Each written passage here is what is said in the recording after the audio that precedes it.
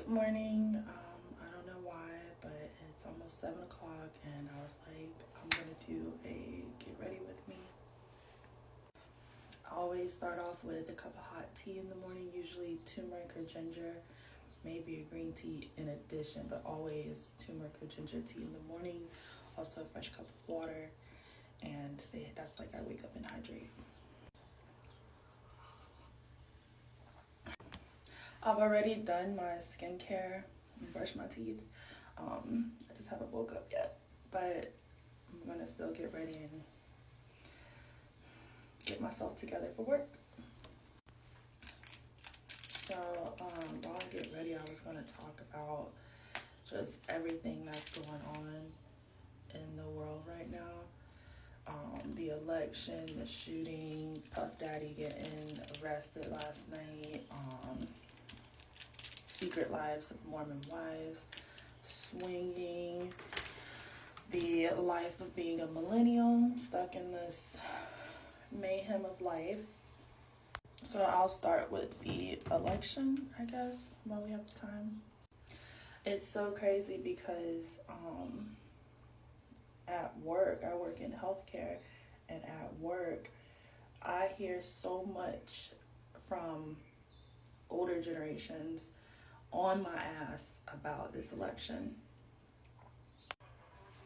They truly feel like our generation is not taking it serious, that yeah, we might hold the numbers, but we just don't care, we just aren't voting.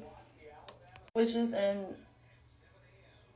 partially true, like yeah, I mean, I know there are people who do care, but for the most part, we're like, I'm ready for this shit to be over. Because I seriously want to know what any president has done in my lifetime thus far that has significantly changed my lifestyle, made me wealthier or poorer, more educated, less educated. In my lifetime, I understand there were things that obviously were done in the past where, as a Black person, obviously we aren't slaves necessarily anymore. But other than that, I'll wait. I also find it incredibly bizarre that Trump somehow has had 2 assassination attempts on his life. Like, I find it hard to believe that he is hated more as a former president than Barack Obama was as the first Black president, and no one attempted life on him. But I could be wrong, but I do find that incredibly bizarre. Also, the death of Rich Homie Quan, tragic because he was such a great artist. If you grew up when he came out, I feel like that was like right out of high school, college, I really don't remember, but he was a pioneer for certain genres of how rap is done today. So it's super unfortunate that he is no longer with us.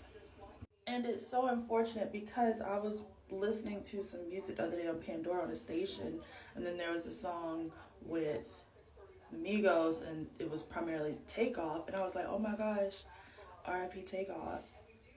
And then the next song is Rich Homie Quan, and I'm like, oh my gosh, R.I.P. Rich Homie Quan. Like, I don't want to be listening to a station and every 5 seconds I have to say R.I.P. to the artist. Like, why is that happening? It's just super unfortunate that like this is the climate that we live in, with so many people being killed, gun violence on an all-time high, like the shootings is out of control. That should be people's primary concern. But yet they're more concerned what we as women do with our bodies and the choices we want to make with our bodies. It's like, this is a man-run world or country because there are no laws or potential laws out that want to govern men's bodies and force vasectomies. Hey, you've got 15 children by 40 women, but he's not a problem, but you're more concerned about the woman being the problem. You're out here creating broken homes. The fact that pro-life and abortion and contraceptive and Planned Parenthood is even a major discussion is insane. Because what about inflation? What about how high freaking rent is out here for a 1 bedroom apartment?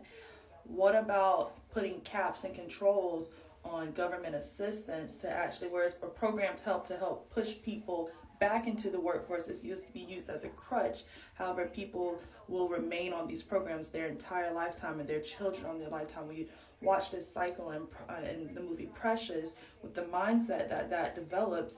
And it's like, where are the programs that's supposed to help these people get out of those situations instead of remaining content being on government assistance? Like, the things they're choosing to use our tax dollars for is insane. And why are we paying so much tax in the first place? I just think humanity is at an all-time low right now, and we gotta figure out as a society how we actually are gonna do something, because they don't care. So it's like,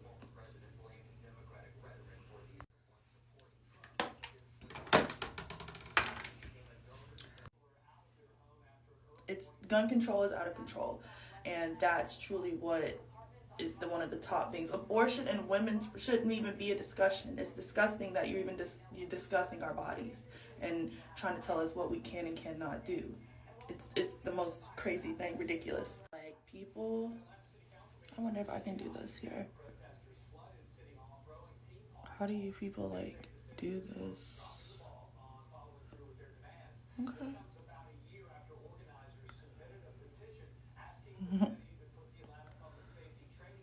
Okay, maybe. I need to hurry up.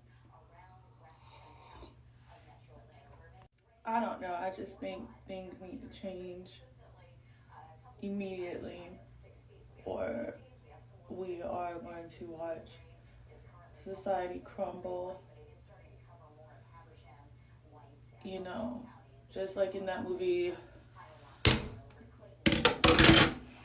Leave the World Behind with Julia Roberts and Mahershala Ali. That was, oh, and Ethan Hawke, I believe. That was a really good movie. And I do feel that is where we're headed.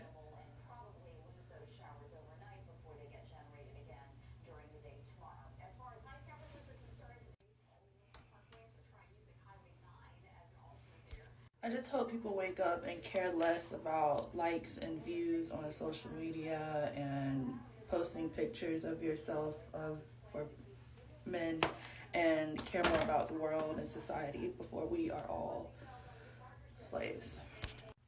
Back to the election, there was a patient who told me that if I don't get out there and vote for Kamala specifically, that Trump and his men